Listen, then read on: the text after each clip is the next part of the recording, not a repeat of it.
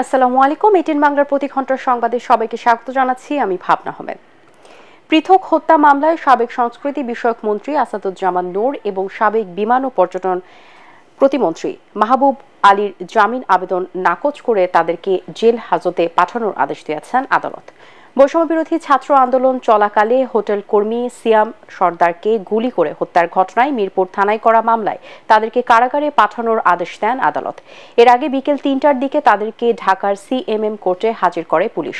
মামলা তদন্ত শেষ না হওয়া পর্যন্ত সাবেক সংস্কৃতি বিষয়ক মন্ত্রী আসাদুজ্জামান নূর এবং সাবেক বিমান ও পর্যটন প্রতিমন্ত্রী মাহবুব আলীকে কারাগারে আটক রাখার আবেদন করেন তদন্তকারী কর্মকর্তা।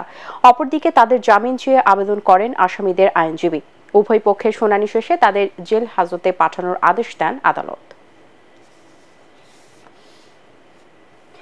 ময়মনসিংহের ধোবাউড়া সীমান্ত দিয়ে ভারতে পালানোর সময় সাংবাদিক মোজাম্মেল বাবু, শ্যামল দত্ত, মাহবুবুর রহমান সহ 4 জনকে আটক করেছে স্থানীয় জনতা।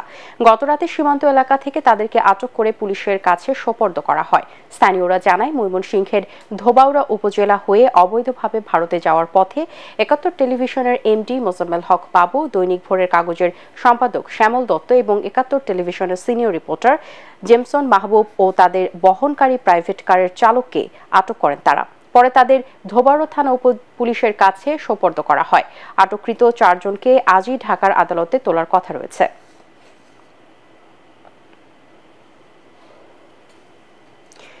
জনগণের ভোটে নির্বাচিত নতুন সংসদ সংবিধান সংশোধন কিংবা পুনর্লিখনের সিদ্ধান্ত নেবে না বলে দাবি করেছেন বিএনপির মহাসচিব মির্জা ফখরুল ইসলাম আলমগীর। তার মতে, অন্তর্বর্তীকালীন সরকারের সব সংস্কার করলে জনগণ ও সংসদের কোনো প্রয়োজন থাকে না। দ্রুত জাতীয় সংসদ নির্বাচনের দাবি জানিয়ে তিনি বলেন, অন্তর্বর্তী সরকারের মেয়াদ দীর্ঘ হলে জনগণের কাছে তা গ্রহণযোগ্য হবে না।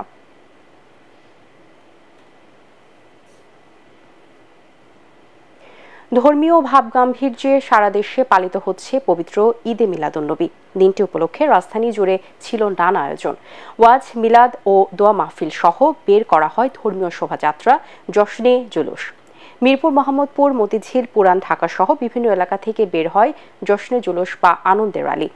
প্রিয় নবী হযরত মুহাম্মদ সাল্লাল্লাহু আলাইহি ওয়াসাল্লামের আগমনের খুশিতে আত্মহারা তার প্রেমিকরা।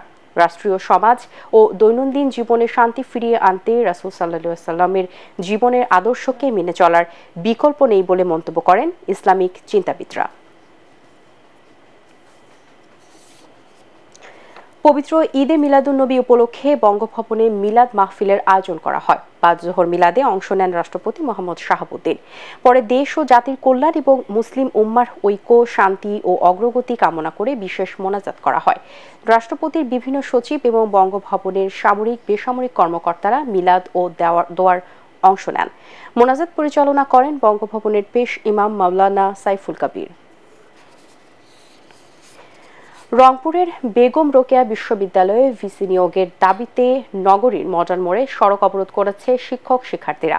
সকাল 11:30 থেকে শুরু হওয়া রংপুর ব্লকেট কর্মসূচির কারণে রংপুর সহ উত্তরাঞ্চলের কয়েক জেলার সাথে রাজধানী ঢাকার সড়ক যোগাযোগ বন্ধ হয়ে যায়। সড়কের দুপাশে আটকা পড়ে কয়েকশো বাস, ট্রাক এবং অন্যান্য যানবাহন। শিক্ষার্থীরা বলছেন, ভিসি না থাকায় ভেঙে পড়েছে একাডেমিক ও প্রশাসনিক কার্যক্রম। শ্রেণী ও পরীক্ষা কার্যক্রম চালু না থাকায় তৈরি হয়েছে সেশন জটের আশঙ্কা।